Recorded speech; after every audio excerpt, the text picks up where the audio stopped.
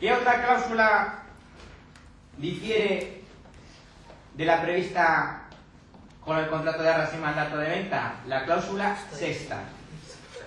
Mirad, dice la cláusula sexta: el presente contrato de arras está condicionado a su aceptación por la propiedad y la posterior obtención por la parte compradora del préstamo hipotecario, que se tramitará a través de...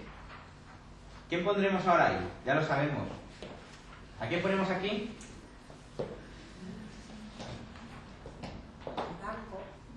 ¿Cómo que al banco? Ahí hemos dicho que nos ponemos nosotros o Alfa Hipotecas. Pero que si nos obliga el comprador a poner un banco que le elija, le decimos, bien, esa cláusula entonces no la ponemos en el contrato. Y evidentemente usted puede hacer la financiación con quien quiera. Faltaría más, está en su derecho.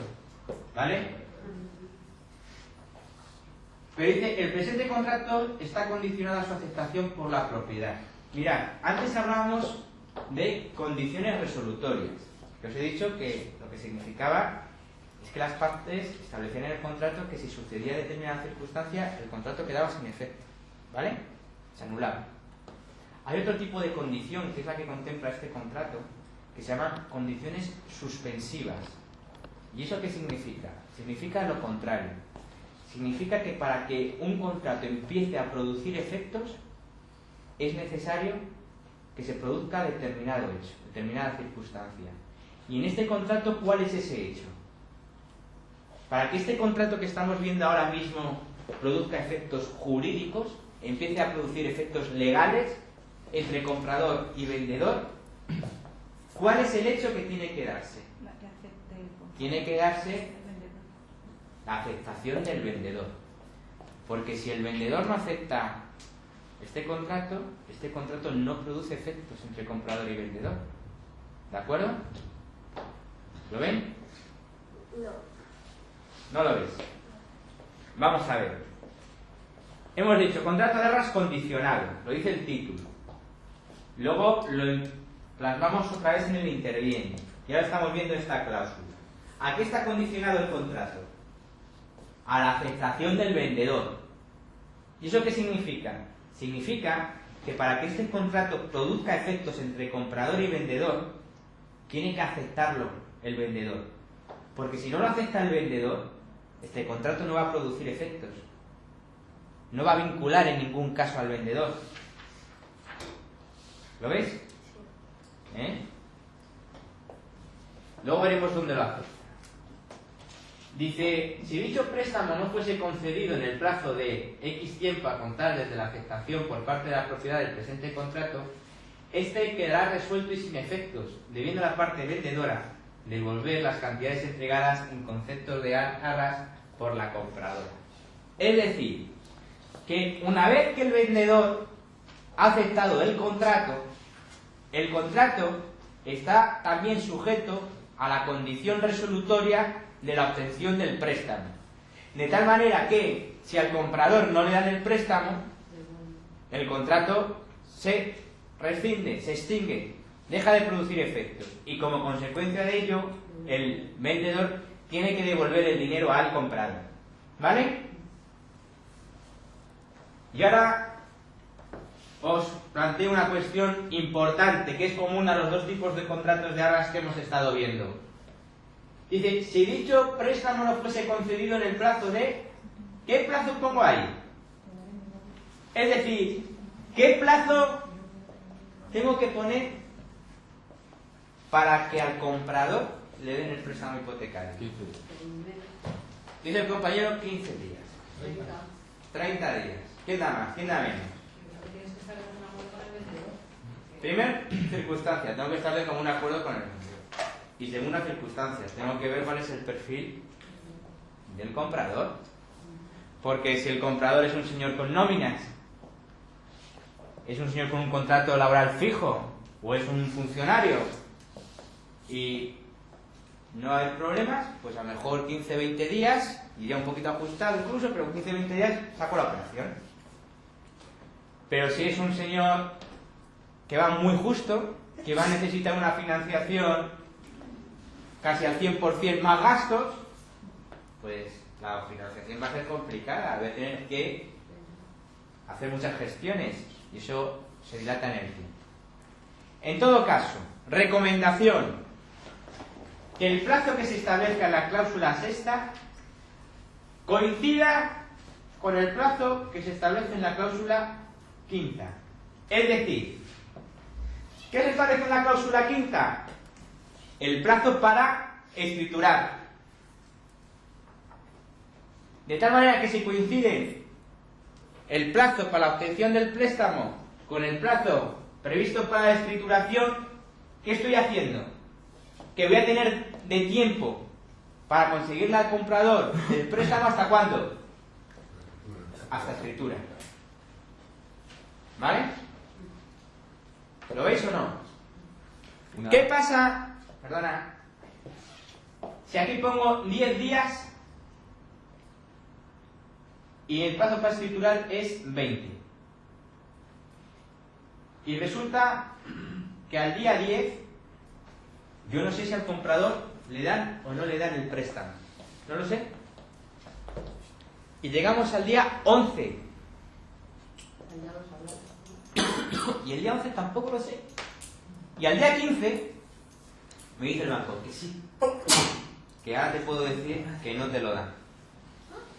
Joder, qué faena, ¿no? Llamo al vendedor y le digo al vendedor: oye, que le tienes que devolver el dinero al comprador, que es que no le dan el préstamo. Y te dice el vendedor: ¿qué? El comprador tenía 10 días para decirme si le daban o no le daban el préstamo. No me ha dicho nada. ¿Yo qué entiendo? Entiendo que se lo dan, que no hay ningún problema. Así que no le doy ni un duro. ¿Veis lo que quiero decir o no? Es decir, si este plazo es un plazo pequeño, tengo que ajustarme a ese plazo para comunicarle al vendedor si le dan o no le dan el préstamo. Porque en cuanto exceda de ese plazo, si no le he dicho nada al vendedor, ¿el vendedor qué va a entender? Si yo te digo a ti que tienes 5 días para obtener la financiación y si no la obtienes te devuelvo el dinero, si pasan más de 5 días y no me has dicho que no te han dado la financiación, yo como vendedor ¿qué entiendo? Que te la han dado. Es que tenías 5 días para decirme que no te la daban. Entonces si en esos 5 días me hubieses dicho, sí que hubiese devuelto el dinero. Pero no me has dicho nada, yo entiendo que te la dan. ¿De acuerdo? Por eso es ideal que el plazo previsto para la obtención del préstamo coincida con el plazo previsto para la escrituración, porque entonces voy a tener el mismo tiempo que tengo para escriturar, voy a tenerlo para tramitar la hipoteca. Y hasta el día antes de ir a notaría voy a poder hacer gestiones para tramitar la financiación. ¿Vale? Seguro que no hay ninguna duda.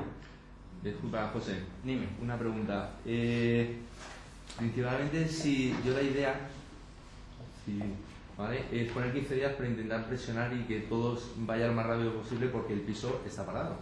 Sí. ¿Vale? Entonces, en el caso supuesto que se superase ese plazo, se habla con ambas partes y se podría volver Que por supuesto a hacer manteniendo dinero sin tener que estar... Claro, por ejemplo, dice el compañero: oye, como hemos puesto 15 días, en 15 días nosotros lo sabemos, hablo con las dos partes y amplían el plazo.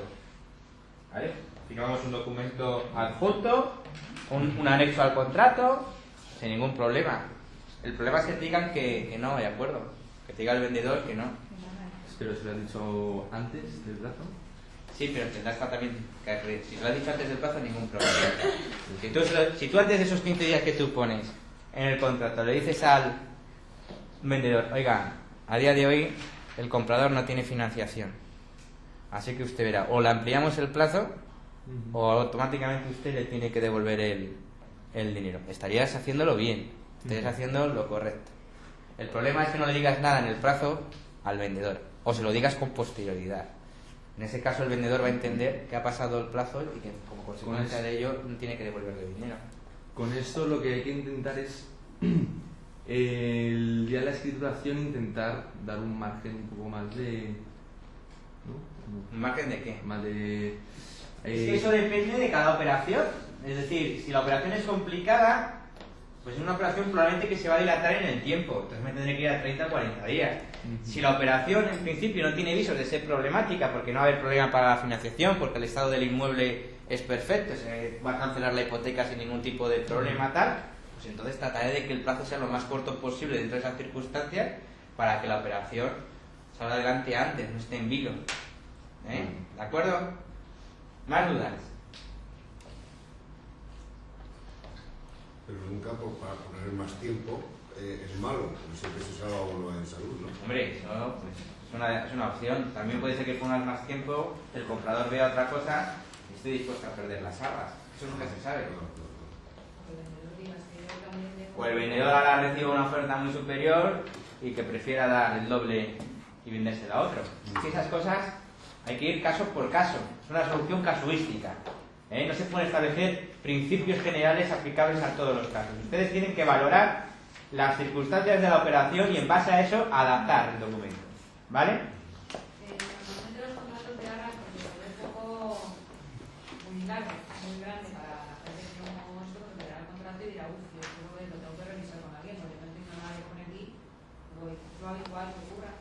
Bueno, no sé, depende también un poco de la confianza que tú le transmitas al cliente. El contrato, si te das cuenta, no pone nada extraordinario, pone lo mínimo, pone el precio por el que se vende, las cantidades que se entregan, el concepto, porque el plazo previsto para la escrituración, cómo se van a distribuir los gastos, cómo se van a resolver los problemas y, si me queréis, lo único extraordinario es un poco lo de la financiación, pero es para garantizar al comprador, ya está, determinados derechos, ¿de acuerdo? Bien,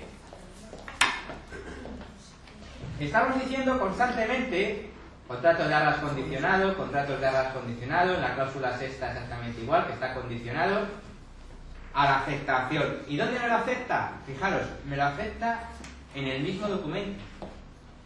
En el mismo documento, en la parte inferior, aparece un cuadro, nuevamente con un sombreado, y dice aceptación de condiciones y recibir por la propiedad. Bueno, pues ahí es donde me van a aceptar. Antes de ver eso, vamos al segundo párrafo de la cláusula sexta.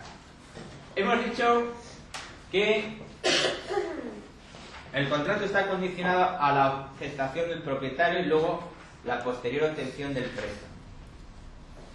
Pero una vez que yo comprador señalizo, ¿cuánto tiempo creéis que tiene el propietario para aceptar o no?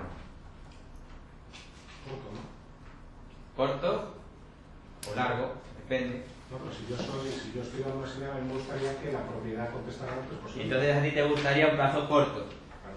Y si la propiedad está en China de viaje Sí, pero y no vuelve hasta dentro de 15 días, por fax o por email se puede contestar. ¿eh? Que por fax, por email y tal. En China es complicado. La inmobiliaria no sabe chino. Es un ejemplo un poco exagerado. Lo ideal siempre son plazos cortos nuevamente, pero también tenemos que tener un poco en cuenta las circunstancias de la operación. No es lo mismo que este señor esté en Alicante y pueda venir un fin de semana, que este señor esté en China o en Australia y no venga hasta dentro de 15 días. En definitiva, lo que les quiero decir es que son datos que tenemos que tener en cuenta a la hora de cumplimentar el documento.